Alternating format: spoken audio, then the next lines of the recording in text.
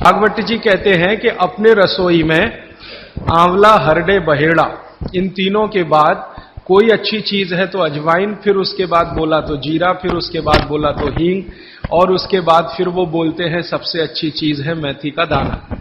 इस मेथी के दाने के बारे में इसकी जो विशेषता है मेथी की, ये वात नाशक है और कफ नाशक है। वात और कफ दो बीमारियों को जड़ से खत्म करने की शक्ति इस मेथी में है। मेथी पित्त को बढ़ाती है, वात को कम करेगी, कफ को कम करेगी, पित्त को बढ़ाएगी। इसका मतलब यह हुआ कि मेथी उपयोग अगर आप करते हैं तो वात की बीमारियां खत्म हो जाएंगी पूरी तरह से, और कफ की बीमारियां खत्म हो जाएंगी पूरी तरह से। पित्त की बीमारियां बढ़ सकती हैं क्योंकि मेथी पित्त को बढ़ाती है। तो जिन लोगों को पित्त की बीमारी पहले से है, उनके लिए विनती है कि वो मेथी का उपयोग ना करें। जिनको पित्त की बीमारी पहले से है, वो मेथी का उपयोग ना करें। पित्त की बीमारी आप समझते हैं, एसिडिटी होना, हाइपर एसिडिटी होना, अल्सर होना, पेप्टिक अल्सर होना, मुंह में पानी आना, खाने का हजम नहीं होना, खाना खाने के 2-3 घंटे बाद भी खाने का टेस्ट मुंह में रहना, डकारे आना वगैरह वगैरह, हिचकी आना, ये ज्यादातर पित्त से जुड़ी हुई बीमारियां। तो मेथी के लिए भागवत जी कहते हैं कि पित्त के रोगी छोड़कर वात और कफ के रोगी इसको भरपूर मात्रा में ले सकते हैं। अब वात की बीमारियां अगर आपकी हैं, घुटने दुखना, कमर दुखना, कंधे दुखना, जोड़ों का दर्द, मेथी का उपयोग जरूर करें, जरूर करें। अब आप पूछेंगे जी मेथी का उपयोग करने का तरीका बहुत सरल बताया भागवत जी ने कि रात को 1 गिलास गुनगुने पानी में या गर्म पानी में 1 चम्मच मेथी दाना डाल दें, रात भर उसको रखें, सुबह उठकर मेथी दाने को चबा चबा के खाएं। चबा चबा के खाने का महत्व तो बहुत है। कई लोग मेथी की फंकी लेते हैं, पिसा हुआ मेथी होता है ना, उसकी फंकी लेते हैं, लेकिन फंकी का महत्व तो इतना नहीं है जितना चबाकर खाए हुए मेथी का है। क्यों? कारण उसका यह है कि जैसे ही मेथी आप चबाते हैं, लार बनना बहुत तेजी से शुरू होती है, क्योंकि मेथी का जो स्वाद है ना, वो कटुक है, कषाय स्वाद है उसका। तो उस स्वाद की कोई भी चीज आप चबाएंगे, बहुत तेजी से लार बनेगी, और वो लार मैंने आपको पहले ही बता दिया है, आपके जीवन के लिए बहुत ही महत्वपूर्ण और उपयोगी है। इसलिए मेथी दाने को चबाकर खाने का असर बहुत गहरा और बहुत अच्छा होता है। तो आप मेथी दाना नियमित रूप से अपने घर में रखें, रसोई में रखें, उसका उपयोग करें। इस मेथी दाने के लिए एक बात वैसे मैंने महसूस की है, हमारे ज्यादातर घरों में अचार जितने भी बनते हैं सब में मेथी होती है ज्यादातर। तो आप भागवत जी की बात अगर मानते हैं और सुनते हैं, तो जो भी अचार में मेथी है वो अचार नहीं है, औषधि है, दवा है। माने आप कभी भी अपने जीवन में ऐसे अचार खाने से परहेज ना करें जिसमें मेथी है। मेथी है तो जरूर खाएं, वो चाहे आम का अचार हो, चाहे कोई भी दूसरा नींबू का हो, या जो भी अचार आप डालते हैं, अगर मेथी है तो जरूर उस अचार को आप खा सकते हैं। कुछ अचारों में मेथी के अलावा ये भी होती है, अजवाइन होती है। अगर अजवाइन है तो आप जरूर अचार खा सकते हैं, क्योंकि महत्व की बात जो आपको मैं समझाना चाहता हूं वो ये कि किसी भी अचार पर, किसी भी फल पर औषधियों का असर फल से ज्यादा होता है। जो विज्ञान की बात है वो ये कि आपने अचार डाला, तो मान लो आम का फल था, आम के फल का अचार डाला, अब इस पे मेथी पड़ गई या इस पे पड़ गया ये अजवाइन पड़ गई, तो अजवाइन और मेथी दो ऐसी औषधियां हैं जो दूसरे के प्रभाव को बहुत कम और अपने प्रभाव को बढ़ा देती हैं। तो कई लोग ऐसा घबराते हैं ना, मुझे अचार खाना तो अच्छा लगता है लेकिन खा नहीं सकता क्योंकि मुझे ऐसी तकलीफ है। मैं आपको ये कहना चाहता हूं कि अगर मेथी पड़ी हुई है किसी भी अचार में और आप वात के रोगी हैं या आपको कफ की तकलीफ है, तो बेझिझक वो अचार खाइए, तो अचार के साथ मेथी जाएगी। और अचार में पड़ी हुई मेथी का असर वो 20 गुनी ज्यादा होती है। तो इसलिए अचार में पड़ी हुई मेथी जितनी पुरानी होती जाएगी आपको उतनी ही लाभकारी है। और ठीक यही बात उन्होंने अजवाइन के लिए लिखी है कि अजवाइन अचार में पड़ गई है तो आप समझ लो कि वो बहुत गुनी बढ़ गई है। कोई भी MBBS MD डॉक्टर से पूछ के देख लीजिए, उसके बारे में कुछ नहीं जानता, और चूंकि वो जानता नहीं है तो अनजाने में कह देता अचार मत खाओ जी, हाँ, नहीं तो ये हो जाएगा, वो हो जाएगा। उसको ये मालूम नहीं है कि मेथी दाने का अचार है, अजवाइन का अचार है, जीरे का अचार है, हींग का अचार एक बनता है।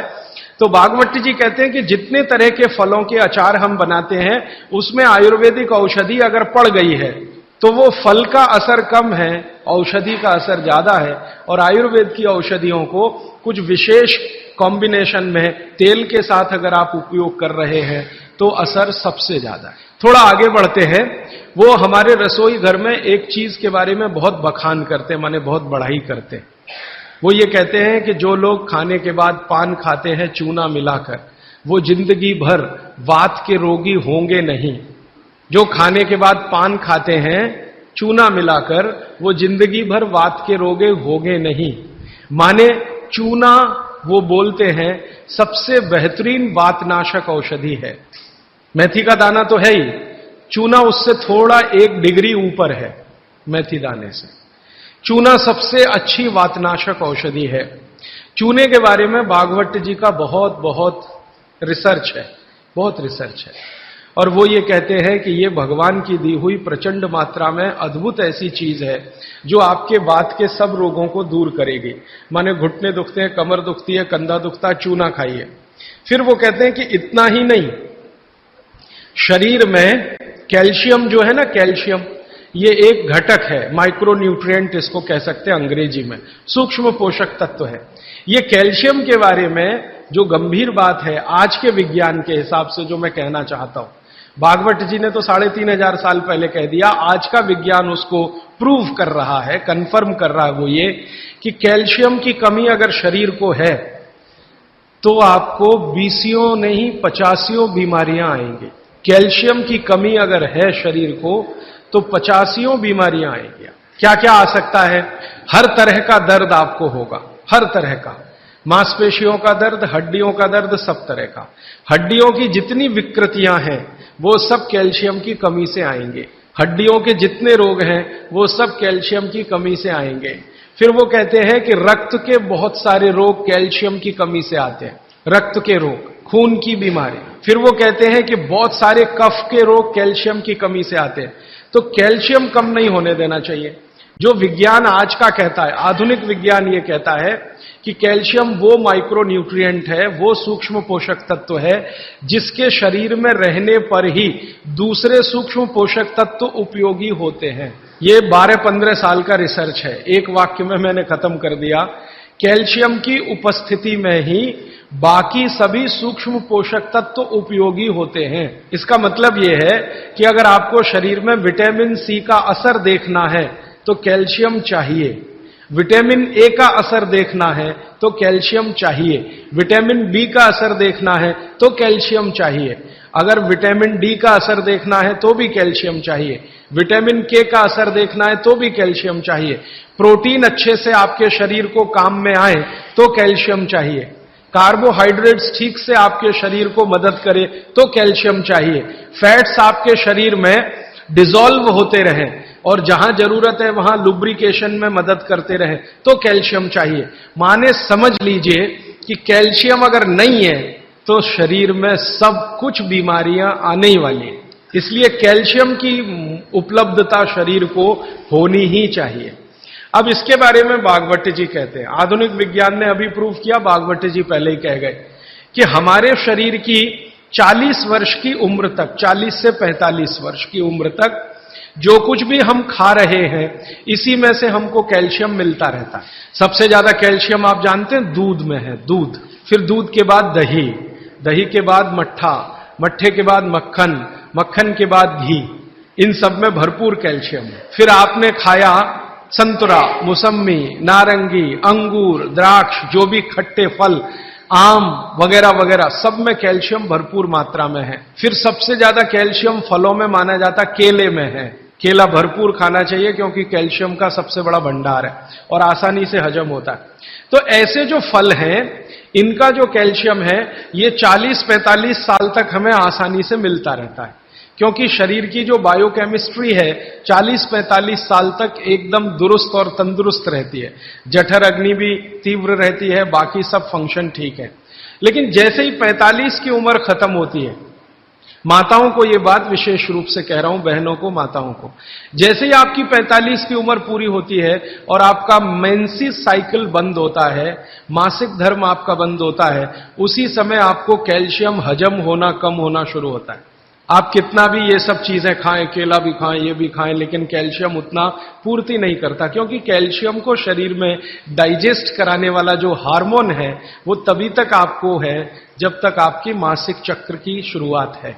मासिक चक्र बंद होते ही ये हार्मोन कम होता है। आप जानते हैं कई हार्मोन्स कम हो जाते हैं, तो कैल्शियम डाइजेस्ट होना बहुत मुश्किल होता है। तब आपको जरूरत पड़ती है कि बाहर से कैल्शियम लें। इसलिए सब माताएं इस बात को ध्यान दें और इसको गांठ बांध लें कि 45 की उम्र होते ही चूना खाएं, क्योंकि अतिरिक्त बाहर से कैल्शियम उसी से मिलेगा। चूना जरूर खाएं आप सबके लिए, और आपको भी है चूना खाएं, क्योंकि आपकी उम्र भी 45 की जब पूरी होगी तो ये जो कैल्शियम है वो आपके लिए पर्याप्त नहीं है जो फलों से और सब्जियों से आ रहा है, कुछ अतिरिक्त चाहिए। और चूंकि बाकी सब माइक्रो न्यूट्रिएंट्स कैल्शियम की उपस्थिति में ही काम आएंगे, इसलिए इस पर ध्यान दीजिए। तो शायद इसलिए इस देश में एक परंपरा विकसित हुई है पान खाने की। ये पान खाने की परंपरा बहुत वैज्ञानिक है, बहुत ही वैज्ञानिक। जिसने भी शुरू की वो बागभट्ट का पक्का चेला रहा होगा, बहुत समझकर उसने ये शुरू की। और ये अद्भुत है। अद्भुत मैं इसलिए कह रहा हूं कि भारत की सब जातियों में उत्तर से दक्षिण, पूरब से पश्चिम ये परंपरा है। कहीं भी चले जाओ, आप सिक्किम में चले जाओ, अरुणाचल में चले जाओ, वो भी पान खाते हैं। और आप धुर दक्षिण में आ जाओ तो यहां भी है, उत्तर में चले जाओ, कहीं भी चले जाओ, तो ये पान खाना भारतीय सभ्यता का एक बहुत महत्वपूर्ण अंग है जो स्वास्थ्य से जुड़ा हुआ है। बस ध्यान इतना ही रखिए कि पान जो है चूने का ही खाना है। पान जो है चूने का ही खाना है। पान कभी भी कत्थे वाला ना खाएं, क्योंकि कत्था आपके लिए उतना उपयोगी नहीं है। कत्था स्वाद के लिए आप उपयोग करते हैं, चूना औषधि के लिए उपयोग